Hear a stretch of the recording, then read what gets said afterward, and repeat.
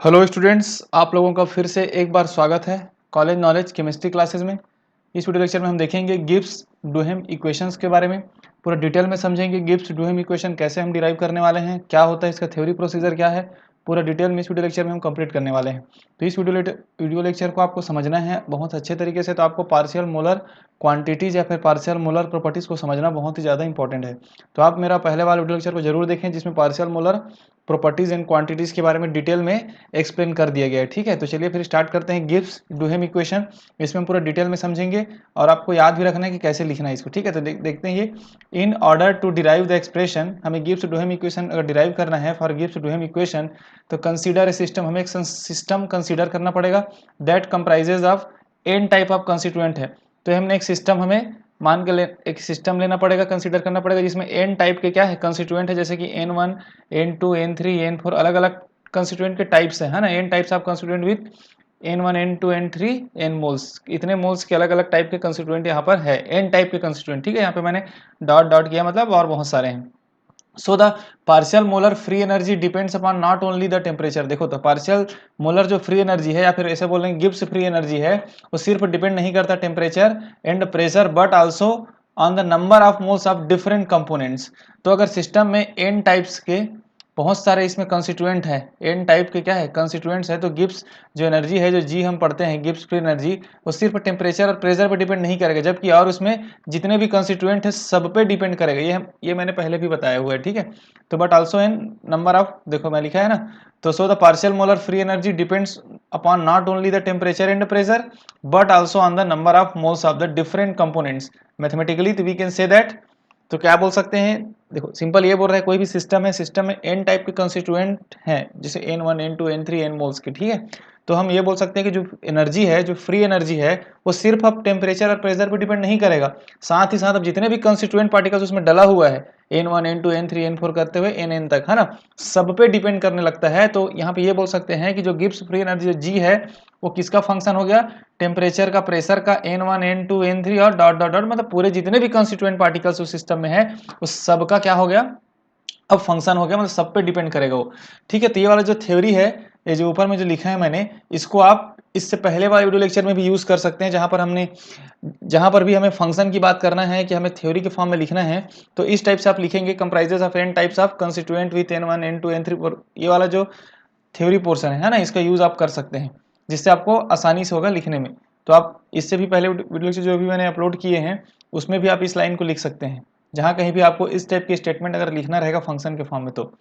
ठीक है, तो अब हम कंसीडर करते हैं, now let us assume A small change in the temperature, pressure and amount of different components. अब हम मान के चलते हैं कि सिस्टम में टेम्परेचर, प्रेशर और अमाउंट ऑफ डिफरेंट कंपोनेंट्स, जो एन टाइप ऑफ कंस्टिट्यूएंट है ना, डिफरेंट कंपोनेंट्स का थोड़ा हम चेंज लेके चलते हैं। Now let us small change, तो this would be import a variation in partial molar free energy. तो अगर हम देखो, हमने यहाँ पर देखा कि जो एनर्जी है, जो फ्री एनर्जी है आपका, जिसको पार्शियल मोलर फ्री एनर्जी बोला जा रहा है, ये जो फ्री एनर्जी है फंक्शन किसका, temperature, pressure, N1 N2 N3 जितने भी कंस्टिट्यूएंट है सबके फंक्शन है, मतलब सब पे डिपेंड करता है कौन, जी। तो अगर हम किसी में भी थोड़ा सा भी चेंज करते हैं तो हमारा डेल्टा जी भी क्या होगा, वो भी चेंज होते जाएगा। तो उसी को नीचे में लिखा है, तो उसी को हम यहाँ पे लिखते हैं कि क्या चेंज होगा, जिसको हम पार्शियल डिफरेंशिएशन भी बोलते हैं, है ना। तो जो चेंज हो रहा है उसी को हम लिखेंगे यहाँ पे। ठीक, तो देखो कैसे लिखते हैं, तो यहाँ पे लिखते हैं डेल्टा जी, ये होगा डेल्टा जी हम लिखेंगे, तो इसको कैसे लिखेंगे, ये होगा delta G by delta T. एक बार टेम्परेचर के रेस्पेक्ट में करते हैं,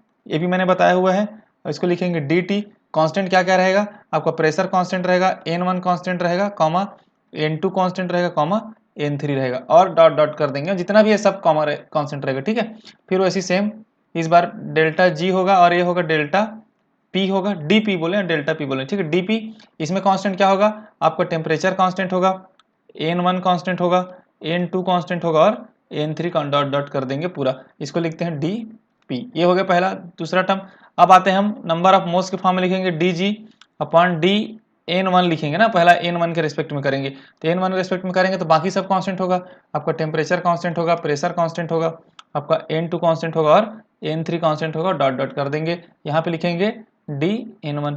सेम ऐसी करेंगे अगर आपका आगे डेल्टा जी डी N2 कर देते हैं। अब सेकेंड वाले के रेस्पेक्ट में करेंगे तो भी temperature constant, pressure constant, N1 constant होगा, और N3 कांस्टेंट होगा, डॉट यहाँ पे लिखेंगे D(N2). सेम वैसे आगे करते जाएंगे, एक और कर देते हैं, डेल्टा जी अपॉन D(N3) हो जाएगा। ये कांस्टेंट में क्या रहेगा, टेम्परेचर, प्रेशर N1 और N2 रहेगा। ये हो गया आपका D(N3). और आगे हम करते जाएंगे ना, जितने भी आगे करते जाएंगे सब क्या हो जाएगा, आगे Dn तक चला जाएगा। तो ये हो गया आपका, रफली हमने समझा दिया कि अगर जो गिब्स फ्री एनर्जी था, जो temperature, pressure N1 N2 N3 Nn जितने भी कंस्टिट्यूएंट है सब पे डिपेंड कर रहा था। अगर उसमें थोड़ा सा भी चेंज हम कर रहे हैं तो हमारा डेल्टा जी भी क्या हो रहा है, चेंज हो रहा है। उसी को यहाँ पे इस फॉर्म में लिखा जाता है। ठीक है, ये हो गया आपको, यहाँ तक क्लियर हो चुका होगा। अब हम देख लेते हैं, अब समझ लेते हैं कि क्या क्या चीजें हैं ये। तो देखो यहाँ पर जो फर्स्ट टर्म लिखा है, the first term on the right hand side, right hand side का जो पहला टर्म है, ये वाला टर्म है ना, लिख लेते हैं इस कलर में। ये वाला जो टर्म है क्या दिखा रहा है, right hand side gives the change in free energy with the temperature and constant pressure and composition. तो देखो पहला वाला फंक्शन क्या दिखा रहा है आपको, ये पहला वाला जो फंक्शन है ये आपको दिखा रहा है कि फ्री एनर्जी चेंज दिखा रहा है, किसके रेस्पेक्ट में, विद रेस्पेक्ट टू टेम्परेचर लिखा है ना, एंड प्रेशर कांस्टेंट है, और क्या है, सभी कंपोजिशन मतलब जो कॉन्स्टिट्यूएंट है पूरे कांस्टेंट है। तो ये वाला समझ में आ गया आपको, ये फर्स्ट टर्म के लिए। तो ये सब बताने का रीजन यही है ताकि आपको कोई भी चीज अगर आपको लिखना होगा फंक्शन के फॉर्म में या फिर इस टाइम में, तो इस फॉर्म में इसको थ्योरी को भी लिखेंगे आप, है ना। इसमें मैंने डिटेल में एक्सप्लेन कर दिया है। दूसरा देखते हैं, ये वाला पोर्शन, ये सेकंड टर्म है, ये क्या बोलेगा, second term gives the change in free energy with respect to pressure at constant temperature and composition. तो देख रहे हो आप, ये क्या बताना चाह रहा है, ये बताना चाह रहा है कि डेल्टा जी चेंज दिखा रहा है किसके रेस्पेक्ट में, प्रेशर के रेस्पेक्ट में, जिसमें टेम्परेचर और जो कंपोजिशन या फिर कॉन्स्टिट्यूएंट अदर कॉन्स्टिट्यूएंट है सब क्या है, कांस्टेंट है। ठीक है, ये वाला सेकंड टर्म। थर्ड टर्म देख लेते हैं, थर्ड में क्या बोल रहा है, the third afterward represent the variation in free energy with the amount of one component. तो देखो इसमें क्या लिखा रहा है, थर्ड वाले में देखो आप, थर्ड वाले में क्या है, एनर्जी चेंज हो रहा है, किसके रेस्पेक्ट में हो रहा है, Dn1 के रेस्पेक्ट में, मतलब कंपोनेंट के रेस्पेक्ट में इस बार उसको क्या किया गया, डिफरेंशिएशन किया गया, तो चेंज दिखा रहा है। तो वेरिएशन इन फ्री एनर्जी या फिर change in free energy with the one component while other temperature, pressure, other components सब क्या है, कंपोजिशन क्या है, और कांस्टेंट है। मतलब एक के रेस्पेक्ट में करेंगे तो बाकी सब कांस्टेंट है। वैसे ही N2 भी वही दिखा रहा है, N3 भी वही दिखा रहा है, मतलब N1 के बाद जितने भी आएगा ना अलग अलग वन कंपोनेंट के रेस्पेक्ट में वो चेंज दिखाएगा, बाकी को कांस्टेंट कर देगा। तो ये हो गया थ्योरी पोर्शन कि आपको लिखना कैसे है इसको, है ना। अगर इस इक्वेशंस को अगर डिफाइन करने की बात करें तो इस फॉर्म में आपको लिखना पड़ेगा इक्वेशंस को। तो जो मैं लिखा हूँ थर्ड टर्म, ये थर्ड के लिए भी सेम है, फोर्थ के लिए भी सेम होगा, फिफ्थ के लिए सेम होगा, आगे जितने भी हैं सब के लिए वाला आपका सेम हो जाएगा। तो ये हो गया आपका सिंपल से लिखना कैसे है, इसको मैंने बता दिया है ताकि ये आपका काम आएगा। ठीक है, अब हम आते हैं, अब देख लेते हैं, however if the temperature and pressure of the system are kept constant, temperature और प्रेशर को अगर कांस्टेंट रखते हैं सिस्टम में तब डेल्टा टी और डेल्टा पी क्या हो जाएगा, जीरो हो जाएगा। अब देख लेते हैं यहाँ पर, तो सबसे पहले तो मैं इसको इक्वेशन नंबर 1 लिख देता हूँ। ये वाला जो इक्वेशन आया है ये क्या, हमारा इक्वेशन नंबर 1 है ये पूरा। ठीक है, तो इक्वेशन नंबर 1 में अगर हम टेम्परेचर और प्रेशर को कांस्टेंट रख देते हैं तब देखो क्या होगा, यहाँ पर समझते हैं इसको, बहुत आसान है।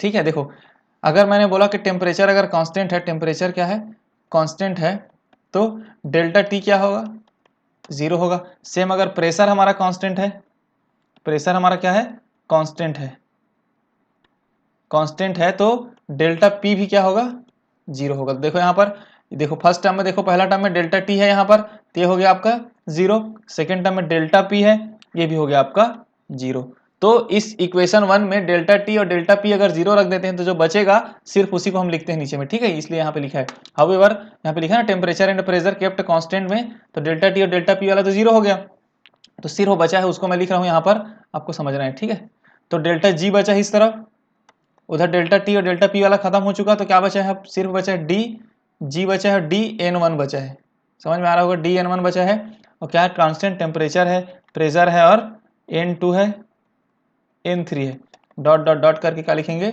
Dn1।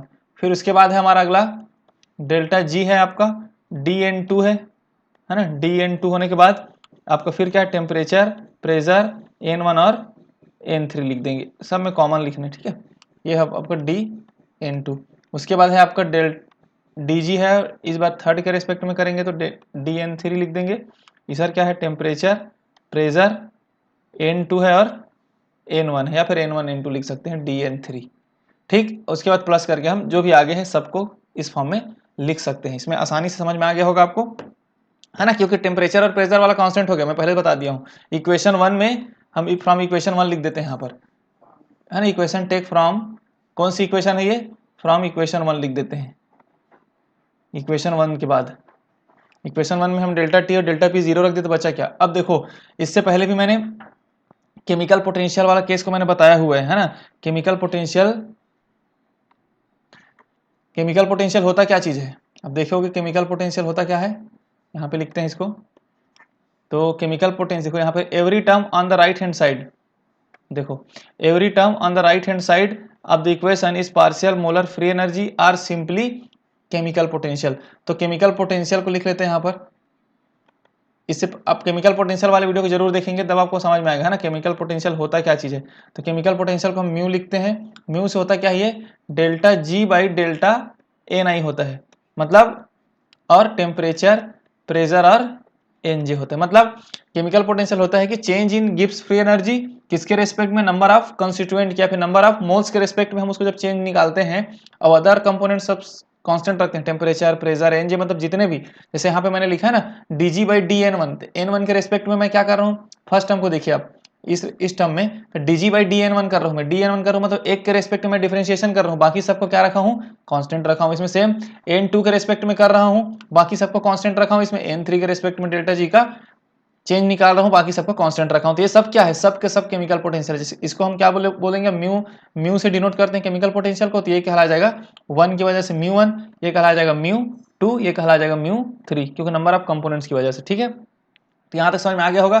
तो अब हम डायरेक्टली इसी को यूज कर रहे हैं कि every term on the right hand side, जितने भी राइट हैंड साइड जितने भी टर्म था वो क्या हो गया, पार्शियल मोलर फ्री एनर्जी था, या फिर सिंपली जिसको हम केमिकल पोटेंशियल बोलते हैं। तो हमारी इक्वेशन क्या हो जाएगा, डेल्टा जी हो जाएगा। अब ये क्या हो गया, म्यू 1 और डी एन 1 हो गया। सेम उधर क्या लिखेंगे, म्यू 2 डी एन 2 हो गया, और क्या हो जाएगा म्यू 3 डी एन 3 हो गया, और बाकी ये प्लस कर दिए। तो ये हमने इक्वेशन नंबर, अगर इसको हम इक्वेशन सेकंड दे दें तो ये हमारा हो जाएगा equation number 3rd। Equation 3rd कैसे आया, तो हमने केमिकल पोटेंशियल का वैल्यू पुट कर दिया, जिससे हमारा इक्वेशन नंबर 3rd आ गया। ठीक है, क्लियर है यहाँ तक। तो इसको और आसानी से लिखेंगे तो समझ गया। यहाँ पर म्यू 1 क्या है, लिख देता हूँ। म्यू 1 क्या है आपका, delta G by delta N 1, delta G by delta N 1, और क्या है, टेम्परेचर, प्रेशर, और आपके जितने भी N2 N3 सब कांस्टेंट है ना। इसके सेम म्यू 2 क्या है, ऊपर भी मैंने बता दिया, यहाँ पर एक बार और लिख देता हूँ ताकि आपको आसानी समझ में आए। DN2 है ये म्यू 2, जहाँ पे टेम्परेचर, प्रेशर और N1 और N3 प्लस सब बाकी कांस्टेंट। वैसे सेम म्यू 3 क्या है, डेल्टा जी DN3 है ये, और टेम्परेचर, प्रेशर और N1 N2 करके डॉट डॉट। तो ये हो गया हमारा म्यू। ठीक है, अब हम बात करते हैं इक्वेशन 3rd की। इक्वेशन 3rd देखो, now if the system composition is definite, मतलब जो भी सिस्टम के कंपोजिशन है, कंस्टिट्यूएंट है, वो फिक्स है, डिफाइन है वो, then integration of the above equation gives. तो इक्वेशन किसका, कौन सी इक्वेशन, इक्वेशन 3rd का हम क्या करेंगे, इंटीग्रेशन करेंगे। तो इंटीग्रेशन कैसे करते हैं देख लेते हैं। यहाँ पे एक बार डेल्टा जी है हमारा इक्वेशन, म्यू 1 है और डी N1 है, प्लस क्या है म्यू 2 है और डी N2 है, प्लस क्या है म्यू 3 है और डी N3। तो इंटीग्रेशन करते हैं, तो ये हो गया इंटीग्रेशन का हम लगा दिए। ठीक, तब इंटीग्रेशन के लिए क्या होगा, देखो ये तो हो गया डेल्टा जी, मतलब इंटीग्रेशन म्यू क्या है, कांस्टेंट है, केमिकल पोटेंशियल कांस्टेंट है, तो क्या बचेगा, डी N1 बचेगा। यहाँ पर म्यू 2 कांस्टेंट है इसमें, तो डी N2 बचेगा। ठीक, वैसे सेम म्यू 3 कांस्टेंट है, तो क्या बचेगा, डी N3 बचेगा। डॉट याद रखेंगे, डॉट डॉट आगे और है ना, जितने भी कंपोनेंट्स है सबका ही। तो ये हो गया हमारा एक इक्वेशन। अब मैं बता दूं आपका डिफरेंशिएशन, अगर इंटीग्रेशन का रूल देखेंगे तो जो इंटीग्रेशन अगर dx का हम करते हैं तो x आता है, वैसे dy का इंटीग्रेशन करते हैं तो y आता है। सेम वैसे अगर dn का इंटीग्रेशन करेंगे तो n आएगा। ठीक है, तो सेम यहाँ पर dn2 d11 के फॉर्म में इंटीग्रेशन करेंगे, सेम उसको dg का इंटीग्रेशन करेंगे तो क्या आ जाएगा, g आ जाएगा। ठीक है, आ जाएगा, g आ जाएगा ना। उसके बाद म्यू 1 तो रहेगा ही, ये हो जाएगा dn1 का इंटीग्रेशन n1, सेम म्यू 2 का इंटीग्रेशन और dn2 का इंटीग्रेशन म्यू 2। उसके बाद म्यू 3 और dn3 की इंटीग्रेशन n3, और बाकी सो ऑन आपका चलेगा। ठीक है, तो ये हो गया हमारा इक्वेशन नंबर 4। यहाँ तक समझ में आ गया होगा। इक्वेशन नंबर 4 आ गया हमारे पास, जिसमें हमने इंटीग्रेशन करके g का वैल्यू निकाल लिया। इस वाली इक्वेशन को भी याद रखेंगे, आपको एक एक करके सब चीज़ समझ में आते जाएगा आपको, है ना। तो ये हो गया इक्वेशन नंबर 4। अब हम आते हैं नेक्स्ट अपना रूल्स पे। द डिफरेंशिएशन ऑफ इक्वेशन, कौन सी इक्वेशन, इक्वेशन नंबर 4 की बात कर रहे हैं आप। कौन सी इक्वेशन का डिफरेंशिएशन करेंगे, differentiation of equation 4 eight constant temperature and constant pressure but changing composition gives the following reaction. तो हम इसमें कांस्टेंट टेम्परेचर, देखो हमने स्टार्टिंग में ही ऊपर में ही हमने कांस्टेंट टेम्परेचर एंड प्रेशर कर दिया है, अब उसको हम डिफरेंशिएशन कर रहे हैं, है ना। तो डिफरेंशिएशन करने के लिए समझने से पहले एक चीज हमें याद रखना है, रूल्स याद हो क्या होता है डिफरेंशिएशन का। तो यहाँ पर देख लेते हैं रूल्स क्या होता है। अगर हमें डिफरेंशिएशन करना है किसी का भी, अगर मान लो हमारे पास दो फंक्शन है एम एन, दो फंक्शन है हमारे पास, इसको डिफरेंशिएशन कैसे करेंगे, तो फर्स्ट फंक्शन लिखा जाता है इनटू सेकंड का डिफरेंशिएशन, मतलब एन का, इन सेकंड फंक्शन लिखते हैं सेकंड फंक्शन इनटू फर्स्ट का डिफरेंशिएशन एम का, मतलब एम को मैं यहाँ पे फर्स्ट फंक्शन माना हूँ और एन को सेकंड फंक्शन माना हूँ। देखो फर्स्ट फंक्शन एम, सेकंड का differentiation D X by D N लिख दिए, किसी के रेस्पेक्ट में, मैं यहाँ पे एक्स के रेस्पेक्ट में बता रहा हूँ। फिर सेकंड फंक्शन लिख दिया मैंने एन, फर्स्ट का डिफरेंशिएशन, ये होता है रूल। इसी रूल को यहाँ पर फॉलो करने वाले, तो हम लिख देते हैं सबसे पहले तो g इज इक्वल टू, हमारा जो इक्वेशन क्या आया है, μ1 n1 प्लस μ2, सॉरी μ2 के बाद n2 लिखेंगे, है ना, μ2 के बाद n2, उसके बाद μ3 और n3, ये हो गया सो वन अपना चलेगा, ठीक। तो अब देखते हैं ये सबको, देखो ये दो फंक्शन है, एक में μ1 n1, μ1 क्या है फर्स्ट फंक्शन है, n1 सेकंड फंक्शन है, इसमें μ2 फर्स्ट फंक्शन है, n2 सेकंड फंक्शन है, इसमें μ3 फर्स्ट फंक्शन है और n3 सेकंड फंक्शन है। तो अब इसको फर्स्ट फंक्शन और सेकंड फंक्शन वाले रूल के थ्रू हम क्या करने वाले हैं, इंटीग्रेशन करने वाले हैं, अलग अलग लिखेंगे सबको। सबसे पहले लिखते हैं जब डिफरेंशिएशन कर रहे हैं ना, तो डिफरेंशिएशन करेंगे तो क्या लिखेंगे, डी जी लिखेंगे। फर्स्ट फंक्शन क्या है हमारे पास μ1, सेकंड का डिफरेंशिएशन करेंगे तो D n1 plus second function क्या है n1, फर्स्ट का डिफरेंशिएशन करेंगे तो d μ1, ये हो गया एक का डिफरेंशिएशन, ठीक। सेकंड सेम लेते हैं μ2 फर्स्ट फंक्शन हमारा, सेकंड फंक्शन dn2 का integration differentiation plus n2 first का डिफरेंशिएशन करेंगे तो μ2, तो ये हो गया आपका सेकंड का। वैसे सेम करते हैं थर्ड का भी, μ3 आपका फर्स्ट फंक्शन है तो μ3 सेकंड का डिफरेंशिएशन करेंगे तो dn3, फिर सेकंड फंक्शन dn3 फर्स्ट का आपका करना है, तो ये हो गया आपका आगे, ठीक। ये हो गया आपको समझ में आ गया होगा, बहुत आसानी से हमने डिफरेंशिएशन कर दिया पूरे फंक्शंस का। अब हमें क्या करना है, आपको μ1 dn1, μ2 dn2 और μ3 dn3 जो सेम वाला है उसको एक साइड रख लेते हैं, एक साइड मतलब अलग से रखते हैं। देखो अगर हम आसानी से देखें तो इसमें ये है सेम है, ये भी सेम टाइप है ना, एक टाइप के हैं लोग, तो इसको हम लिख रहे हैं आराम से, ठीक है। तो इसको समझ रहे हैं आपको, इसमें लिख देता हूँ μ1 dn1 प्लस μ2 dn2 हो गया, उसके बाद क्या बचा μ3 dn3, ये पूरा एक फंक्शन है, इसको ब्रैकेट में लिख रहा हूँ, बाकी कुछ है नहीं, है ना, प्लस। अब उसके बाद देख लेते हैं दूसरा हमारा क्या है, n1 है आपके d μ1 plus n2 d μ2 plus n3 d μ3, ठीक है। अब इसमें देखो एक चीज़ और, इसको लिख लेते हैं थोड़ा सा, यहाँ पे थोड़ा इसको करेक्शन कर देते हैं ना। तो इसमें आपको याद रखना है कि ऐसा करने के बाद आपको डॉट डॉट डॉट भी लिखना पड़ेगा, क्योंकि आगे और बहुत सारे फंक्शन है। फिर प्लस लिखते हैं, प्लस लिखेंगे तो क्या लिखेंगे, अब हम दूसरा फंक्शन को कर रहे हैं ना, यहाँ पे लिख देते हैं, चलो क्या है n1 d μ1 plus n2 d μ2 plus n3 d μ3 और प्लस करके डॉट, क्योंकि हमने पूरे फंक्शंस को डिफाइन हमने कर दिया है। अब बात ये आती है कि हमें अब आगे क्या करना है। देखो ये हमारा इक्वेशन नंबर हो गया फिफ्थ, इक्वेशन नंबर हो गया फिफ्थ, इक्वेशन नंबर फिफ्थ क्या याद रखना है आपको, और आपको एक याद रखना है इक्वेशन नंबर थर्ड। यहाँ पे देखो इक्वेशन नंबर थर्ड में मैंने क्या बोला है, डेल्टा जी आया है μ1 dn1, μ2 dn2 और μ3 dn3।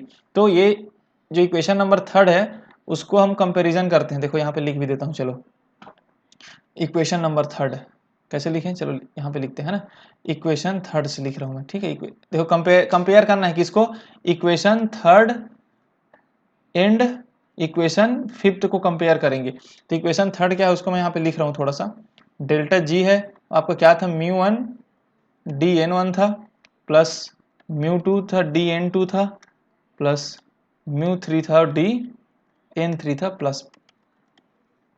तो देखो हमारे इक्वेशन नंबर 5 में देखो आप इक्वेशन नंबर 5 में ये वाला क्या है आपका μ1, फर्स्ट टर्म को देखो μ1 dn1 μ2 dn2 और μ3 dn3, यही तो है हमारा जो इक्वेशन नंबर 3 में भी जो सेम है μ1 dn1 μ2 dn2। तो इसके जगह इक्वेशन नंबर 5 में ये पूरे की जगह है ना, इस पूरे की जगह हम क्या रख सकते हैं, इस पूरे की जगह पे इक्वेशन नंबर 5 में इसके जगह हम रख देंगे डेल्टा जी, क्योंकि इधर देखो इक्वेशन नंबर 3 में क्या है डेल्टा जी है। क्लियर है। तो हमने फ्रॉम अब इक्वेशन नंबर 5 में क्या कर दिया, हमने इक्वेशन नंबर 3 से वैल्यू पुट कर दिया, तो क्या हो गया इक्वेशन नंबर 5, इक्वेशन नंबर इसको लिखते हैं फ्रॉम इक्वेशन नंबर 5 में क्या हो जाएगा, 1 मिनट इसको क्लियर लिख देते हैं थोड़ा, है ना। इक्वेशन नंबर 5 में क्या कर रहे हैं देखो, आप समझना है।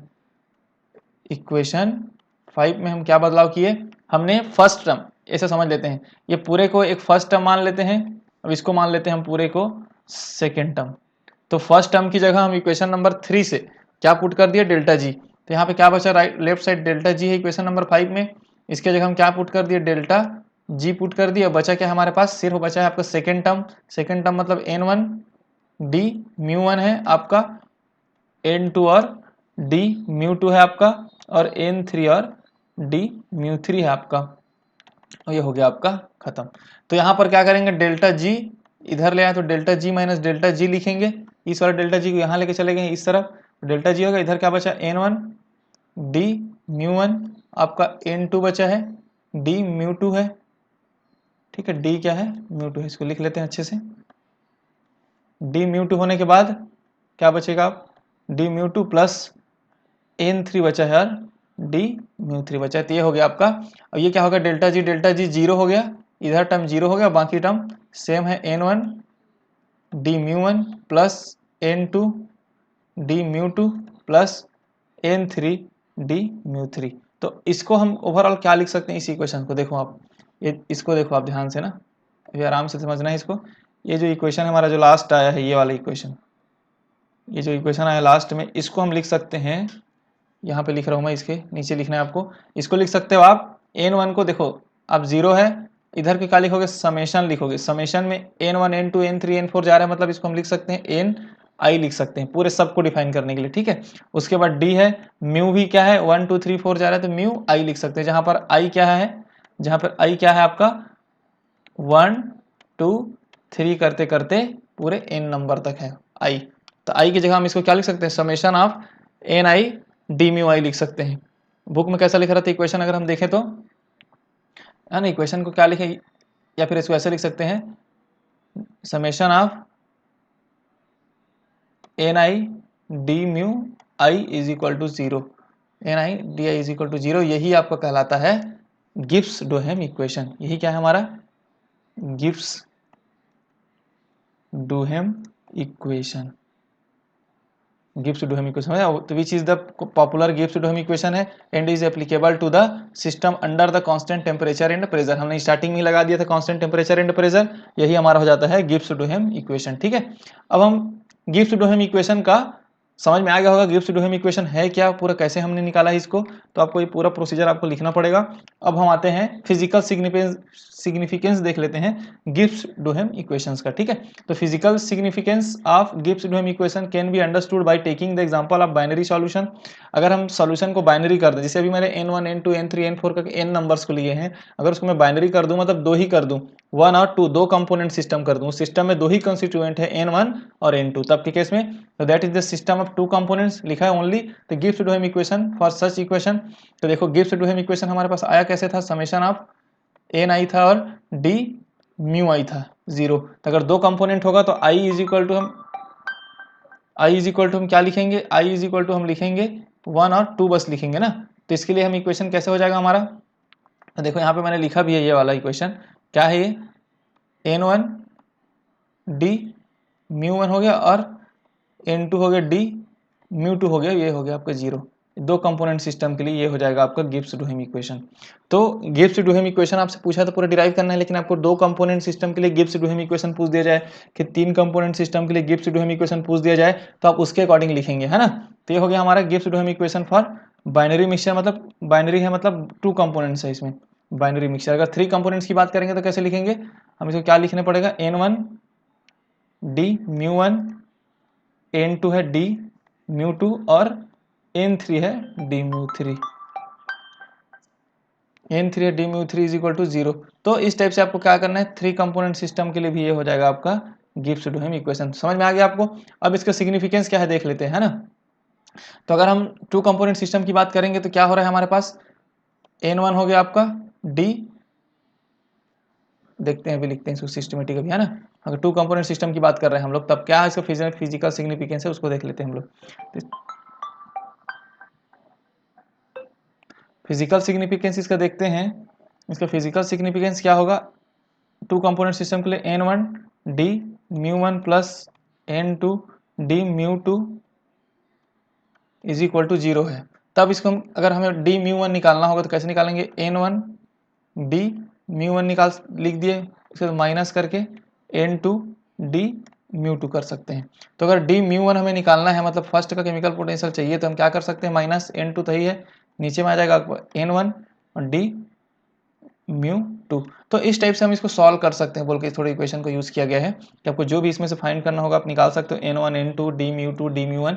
तो चाहे कोई भी आपको बाइनरी अगर गिब्स डुहेम इक्वेशन का यूजफुल अगर देखें हम फिजिकल सिग्निफिकेंस देखें, तो आपको जितने भी कंपोनेंट के सिस्टम होंगे उसके अकॉर्डिंग हम उसको इक्वेशन के फॉर्म में लिख पाएंगे। लिखने के बाद हम उसको क्या कर सकते हैं, आसानी से सॉल्व कर सकते हैं। ठीक है, तो अब आगे देख लेते हैं। Hence the chemical potential of one constituent is dependent of, देखो अब यहाँ पे आपको दिख रहा होगा ये केमिकल पोटेंशियल पहला कंपोनेंट है डी म्यू 1, और डिपेंड किसका है, डी म्यू 2 पे डिपेंड करता है। मतलब एक कंपोनेंट दूसरे कंपोनेंट के केमिकल पोटेंशियल पे डिपेंड करता है in binary solution. In other words the chemical potential partial molar energy of the 2 component of the binary systems are mutually dependent. जैसे आपने देखा ना यहाँ पे इक्वेशन में क्या है, डी म्यू 1 आया है माइनस n2 बाई n1 आया है, डी म्यू 2 आया है, मतलब एक दूसरे पे क्या है, ये डिपेंडेंट है। केमिकल पोटेंशियल ऑफ 2 कंपोनेंट्स अगर हैं उसमें बाइनरी सॉल्यूशन की बात करें, 2 कंपोनेंट्स है तो केमिकल पोटेंशियल एक दूसरे पे म्यूचुअली डिपेंडेंट होता है। And if one increases then other one decreases. अब माइनस है यहाँ पर, अगर डी म्यू 1 को हम इंक्रीज करेंगे तो डी म्यू 2 क्या होगा आपका, डिक्रीज होगा। ये होता है, मतलब अब इसका समझे कि नहीं समझे, अगर हम मान लेते हैं सिस्टम में 2 ही कंपोनेंट्स हैं तो इनका जो केमिकल पोटेंशियल है, सिस्टम का केमिकल पोटेंशियल अगर एक का हम बढ़ा रहे हैं, एक कंपोनेंट का केमिकल पोटेंशियल हम बढ़ा रहे हैं, तो दूसरा कम ऑटोमेटिक क्या हो जाएगा, कम हो जाएगा, दोनों एक दूसरे पे मैनेज कर लेंगे। तो ये होता है chemical potential of the system constituent particles का, और एक एक करके हमने समझा है। तो आपको क्या करना है, इस इक्वेशन से या फिर इस वीडियो लेक्चर से आपको क्या समझ में आया कि आपको थ्योरी में लिखना कैसे है। जो पहले मैंने बोला इस फॉर्म को, इसको सभी जगह यूज़ करेंगे। जहाँ कहीं भी थ्योरी अगर इस फंक्शन के फॉर्म में आपको लिखना है तो आप इसको लिखें कि सिस्टम स्टार्टिंग में आप लिख सकते हैं कोई भी, अगर जब आप पार्शियल मोलर वाला कोई भी चीज़ अगर आप सॉल्व करते हैं ना, तो उसमें इस चीज़ को जरूर लिखें कि consider a system that comprises of the, इस लाइन को जरूर लिखें, है ना, consider a system that comprises the N type of constituent, ऐसे करके लिखेंगे तो आपको बहुत आसानी से इसको समझाने में आसानी होगा। और बाकी मैंने फर्स्ट टर्म सेकंड टर्म क्या क्या बोलते हैं इसको भी मैंने लिखा है, फर्स्ट टर्म क्या बोल रहा है, सेकंड टर्म क्या बोल रहा है, थर्ड टर्म क्या बोल रहा है, ताकि आपको आसानी से थ्योरी फॉर्म में लिखने में आसानी होगा। और बाकी आप नॉर्मली इसको जो भी प्रोसीजर उसको कंप्लीट करेंगे। ठीक है, उम्मीद करता हूँ आपको समझ में आ गया होगा पूरा डिटेल में। अगर आपको वीडियो अच्छा लगा होगा तो चैनल को सब्सक्राइब कर दें, वीडियो को लाइक कर दें, अपने दोस्तों में शेयर कर दें। मिलते हैं एक नए टॉपिक के साथ नेक्स्ट वीडियो लेक्चर में, तब तक के लिए थैंक यू।